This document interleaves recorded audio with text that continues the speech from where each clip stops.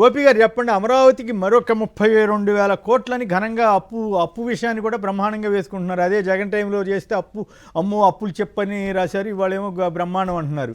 ఇంకోవైపు మీకు ఇందా చూపించాం కదా, ఛత్తీస్గఢ్లో అసెంబ్లీ భవనానికి కేవలం 324 కోట్లు అండ్ 325 కోట్లు అయితే ఇక్కడ ఎందుకు ఇన్ని వందల కోట్ల వేల కోట్లు మరి నాకు కరెక్ట్గా అంచనా తెలియదు కానీ బట్ చాలా రెట్లు ఎక్కువగా ఖర్చు పెడుతున్న వైనం చూస్తున్నాం. ఇన్ని వేల కోట్లు ఈ రాజధాని పేరు మీద, దీన్ని సమర్థిస్తారా మీరు? సార్ కొమ్మినేని గారు, ఇప్పుడు ఆల్రెడీ అమరావతిలో అసెంబ్లీ భవనం ఉంది. అక్కడ అసెంబ్లీ సమావేశాలు జరుగుతున్నాయి. 5 బ్లాకులు సచివాలయానికి ఉంది. మొదటి బ్లాక్ లో ముఖ్యమంత్రి గారు ఉంటారు, ఆర్థిక మంత్రి ఉంటారు. మిగిలిన బ్లాకుల్లో మంత్రుల శాఖలు అన్ని పనిచేస్తున్నాయి.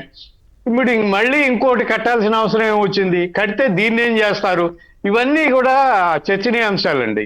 అది కొన్ని వేల కోట్లు పెట్టి కట్టిన అసెంబ్లీ, ఇప్పుడు ప్రస్తుతం నడుస్తున్న అసెంబ్లీ భవనాన్ని ఏం చేయబోతున్నారు అనేది నాకు అర్థం కాదు. రెండోది ఏంటంటే, ఇప్పుడు అక్కడ అమరావతిలో ఏదైనా కూడా భారంగానే కనిపిస్తుందండి. ఏదైనా బిల్డింగ్ కట్టాలంటే ఎస్ఎఫ్టీ గరిష్టంగా 4,000 5,000 అవుతుంది ఎస్ఎఫ్టీకి. కానీ అమరావతిలో 12,000 13,000 అవుతుంది. అలాగే రోడ్డు వేయాలంటే నేషనల్ హైవేస్ అథారిటీ వాళ్ళు చెప్పే లెక్కలే కూడా 15 కోట్లు అవుతుంది కిలోమీటర్కి. కానీ ఇక్కడ అమరావతిలో 174 కోట్లు అవుతుంది. ఎందుకు అవుతుంది, ఎందుకు అంత ఖర్చు పెడుతున్నారో తెలియడం లేదు. బిల్లులు అయితే చూపిస్తున్నారు. మరి నిజంగా అంత ఖర్చు పెట్టాల్సి వస్తుందా? అంత లూజ్ మట్టి కాబట్టి అది, లేకపోతే లోతైన ప్రాంతం కాబట్టి అంత ఖర్చు పెట్టాల్సి వస్తుందా? లేకపోతే వీళ్ళు లెక్కలు ఎక్కువ చూపించేసి ఎటన్నా తరలిస్తున్నారా డబ్బును అనేది అర్థం కావడం లేదు.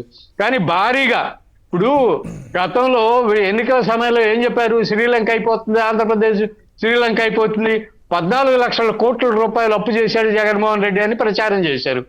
ఎన్నికలు అయిపోయిన తర్వాత బడ్జెట్లో ఎంత చూపించారు? 5 లక్షల కోట్లు. 5 లక్షల కోట్లలో 2.5 లక్షల కోట్లు 2014 నుంచి 19 వరకు ఉన్నటువంటి చంద్రబాబు నాయుడు గారే చేశారు.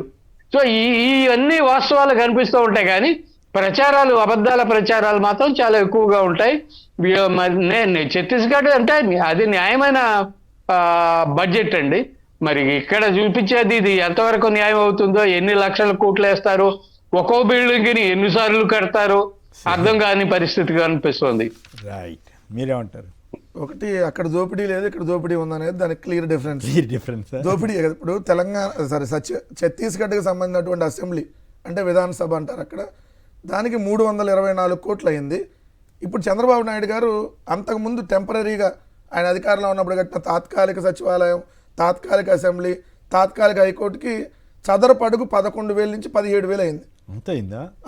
సచివాలయం అయితే 17,000 చదరపు అడుగు, 17,183 రూపాయలు పెట్టి కట్టారు. సో మొత్తంగా దాదాపు 1000 కోట్లు అన్ని కలిపి 3 కలిపి ఏదైనా 3 బిల్డింగ్లు 1000 కోట్లు అయింది. సో 3 బిల్డింగ్లు కలిపి తాత్కాలిక బిల్డింగ్లు. ఇప్పుడు పర్మనెంట్ బిల్డింగ్లు కడతానని చెప్పి మొన్న టెండర్లు పిలిచారు. దాంట్లో అసెంబ్లీకి 724 కోట్లు. ఒక్క అసెంబ్లీకి 724 సదుపాయాలు అంటే నార్మల్ చైర్లు అయ్యే ఉంటాయి కదా, వేరే ఉండవు కదా. ఇక్కడ అసెంబ్లీ అయినా అయ్యే ఉంటాయి కదా, సీటింగ్ అక్కడ అసెంబ్లీ అయినా అదే ఉంటాయి, చాలా పెడతారు కదా, అక్కడ అసెంబ్లీ అయినా ఇదే ఉంటాయి. ఇక్కడ 324 కోట్లు ఛత్తీస్గఢ్ అయితే ఇక్కడ 724 కోట్లు అవ్వబోతుంది. అంటే అంత 400 కోట్లు అదనం. సో రెండోది, సచివాలయం ఆల్రెడీ కట్టున్నారు. ఇక్కడ మళ్ళీ కొత్త సచివాలయం కడతా అని చెప్పి 4,668 కోట్లతో ఐకానిక్ టవర్స్ అంట. 4,668 కోట్లు సచివాలయం. తెలంగాణకు 800 కోట్లు ఎంత అయినట్టు దానికి సంబంధించి. తెలంగాణ సెక్రటరేట్ 600 కోట్లు అని రాశారు. 10,51,000 చదరపు అడుగులు పెరిగి ఉంటుంది దానికి సంబంధించి. సో ఎంత దోపిడీ ఎంత ఉందో ఇది నిదర్శనం. రెండో అంశం వచ్చేటప్పటికి ఇక్కడ అమరావతి పేరుతో వీళ్ళు తీసుకుని వస్తున్నటువంటి అడ్డగోలు అప్పులు దోచిపెడుతున్నటువంటి విధానం. ఎందుకు మీరు అన్నట్టుగా ఇక్కడ ఎస్ఎఫ్టీ 4,000 5,000 అయితే బెంగళూరు కానీ లేదంటే హైదరాబాద్ కానీ, ఇక్కడ వీళ్ళు ఎంత చేస్తున్నారు? 11,000 12,000కి వాళ్ళకి సంబంధించినటువంటి వాళ్ళకి ఎక్సెస్కి ఇచ్చేసేటటువంటి కార్యక్రమం. ఎవరు వాళ్ళకి ఎలక్షన్లో సహకరించిన వాళ్ళు, చంద్రబాబు నాయుడు గారికి అనుకూలంగా ఉన్నటువంటి రియల్ ఎస్టేట్ కంపెనీలో వాళ్ళందరికీ. అందుకని మీకు అంచనా అనేది పెరిగిపోతూ ఉంది. ఆల్రెడీ 26,000 కోట్లు తెచ్చారంట, 32,500 కోట్లు ఇప్పుడు రాబోతున్నాయంట. అంటే మొత్తంగా అంతా 58,500 కోట్లు. కానీ ఖర్చు అక్కర్లేదు, సెల్ఫ్ ఫైనాన్స్ అని ఓదరగొట్టారు కదా. సెల్ఫ్ ఫైనాన్స్ అంటే ఎంత ఎక్కువ అప్పు తెచ్చుకుంటే అది సెల్ఫ్ ఫైనాన్స్. ఎంత ఎక్కువ వడ్డీకి అంత ఎక్కువ అప్పు తెచ్చుకుంటే అది సెల్ఫ్ ఫైనాన్స్ దానికి చంద్రబాబు అదే నాయుడు. నిర్మించుకుంటది, పైసా ఖర్చు పెట్టక్కలేదు ప్రభుత్వం నుంచి అని ఆ రోజుల్లో సార్ చెప్పారు. అట్లా రాశారు కదా, మళ్ళీ వాళ్ళే పేపర్ లోపలికి వెళ్తే ఏం రాస్తారు చూడండి. మొత్తం అమరావతి నిర్మాణంలో భాగంగా 91,636 కోట్ల అంచనా వ్యయంతో పనులు స్టార్ట్ చేశారంట. అబ్బబ్బా. దానికి సంబంధించి ఇప్పుడు 58,383 కోట్లకి టెండర్లు పిలిచేశారంట. ఓకే. మరి దాంట్లో మరి టెండర్లు పిలిచి డబ్బులు అంటే మరి సెల్ఫ్ ఫైనాన్స్ కాదు కదా. అదే. మరి ఇన్ని అప్పులు తీసుకొని వస్తున్నాను. నేను ఏమంటున్నా, అమరావతికి మేము వ్యతిరేకం కాదు, కానీ ఇంతంత డబ్బులు పెట్టొచ్చు. జగన్ గారు క్లియర్ గా చెప్పారు ఏమని, అక్కడ నాగార్జున యూనివర్సిటీ దగ్గర 500 ఎకరాలు, 500 కోట్లు 1000 కోట్లు, ఒక 500 ఎకరాల ల్యాండ్ తీసేసుకొని ఎంతో 1000-2000 కోట్ల బిల్డింగ్లు కట్టేస్తే అయిపోద్ది. ఆల్రెడీ విజయవాడ, గుంటూరు, అటు మచిలీపట్నం పోర్ట్ ఉంది, అన్ని కలిసిపోతాయి. ఇంత అప్పులు తెచ్చొద్దాను అనేది, ఈ అప్పులకి అసలు కమ్ వడ్డీ కట్టాలి కదా. దాని ఎంత అవుతుంది? 1,00,000 కోట్ల అప్పుకి అసలు కమ్ వడ్డీ 4-5 లక్షల కోట్లు అయింది. సో ఈ భారం ఎవరి మీద పడుద్ది? సెల్ఫ్ ఫైనాన్స్ ఎట్ అయింది. అప్పుడు రెండో అంశం వచ్చేటప్పుడు క్లియర్గా ఇక్కడ హడ్కో నుంచి వాళ్ళు 5,000 కోట్లు ఇచ్చారు. మొన్న మామూలు ఆర్బీఐ నుంచి 3,000 కోట్లు తీసుకున్నారు సార్. ఇవాళ 3,000 కోట్లు మంగళవారం వచ్చింది నిన్న. అంటే ఒక మంగళవారం వీళ్ళు తెచ్చేటటువంటి అప్పుతో 6 మెడికల్ కాలేజీలు కట్టచ్చు. 6 మెడికల్, ఎందుకంటే 3,000 కోట్లు మంగళవారం ఈ రోజు వస్తుంది 3,000 కోట్లు. ఈ రోజు వచ్చే 3,000 కోట్లని మెడికల్ కాలేజీలకు మీరు తరలిస్తే 5,000 కోట్లు ఇవాళ వచ్చేది హట్టుకోనింది సార్. వాళ్ళ మంగళవారం అప్పులో భాగంగా 3,000 కోట్లు వస్తుంది. ఓకే. ప్రతి మంగళవారం వాళ్ళకి 2 మంగళవారాలకు రోజు అప్పు తీసుకొని వస్తారు. సో నెలలో 2 మంగళవారాల్లో అప్పు తీసుకొస్తారు.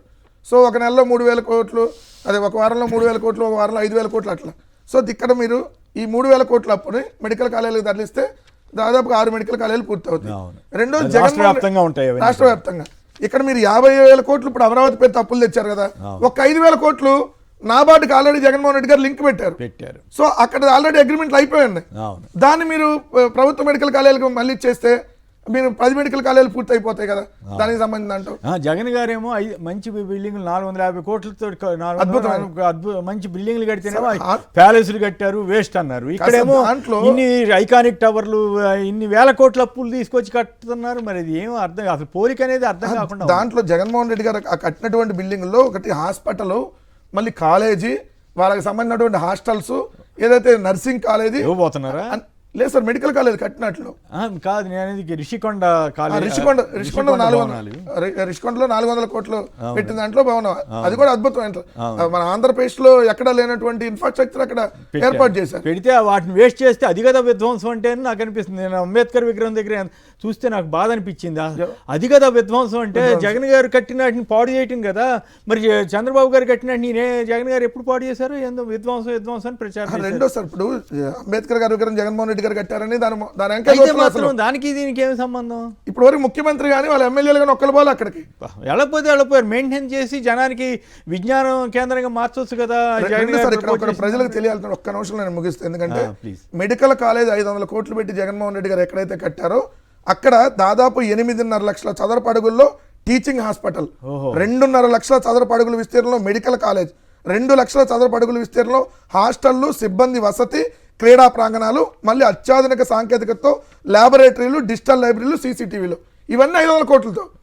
ఎంత? 8.5 లక్షల అడుగులతో టీచింగ్ హాస్పిటల్, 2.5 లక్షల అడుగులతో మెడికల్ కాలేజ్, మరొక 2 లక్షల అడుగులతో హాస్టల్స్, సిబ్బంది, లైబ్రరీలు అన్ని గట్టే ఒక బిల్డింగ్ ఐకానిక్ టవర్ ఒకటో రెండో కట్టేదానికే 4,600 కోట్లు. ఇది మీకు ఇన్ఫ్రాస్ట్రక్చర్ చూస్తే అంత అద్భుతంగా ఉంది. మీరు చూసారు కదా, ఆల్రెడీ ఓపెన్ అయిన కాలేజీలో పిల్లలు చదువుతా ఉన్నారు. ఇన్ని లక్షల సేఫ్టీకే కేవలం 500 కోట్లు కట్టారు. కానీ వీళ్ళు మన అమరావతిలో CRDA బిల్డింగ్ అని చూసాం. ఎంత దోపిడీ చూస్తారు కదా అండి. ఒక building deck building. So deck building అంటే తక్కువ సేఫ్టీ కానీ ఎక్కువ దోపిడీ. ఏ విధంగా దోచారో చూడండి.